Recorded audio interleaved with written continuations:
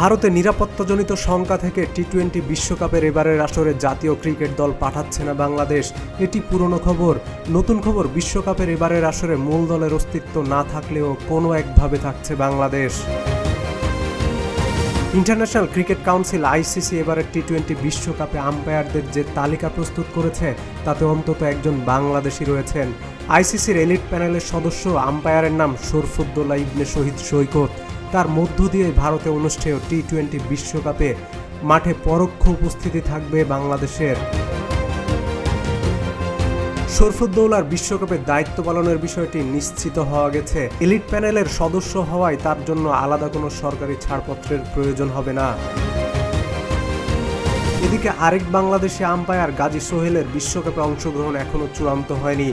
তবে Bangladesh cricket board বিসিবির একটি সূত্র জানিয়েছে শেষ মুহূর্তে তিনি ভারতে যাওয়ার ছাড়পত্র পেতে পারেন।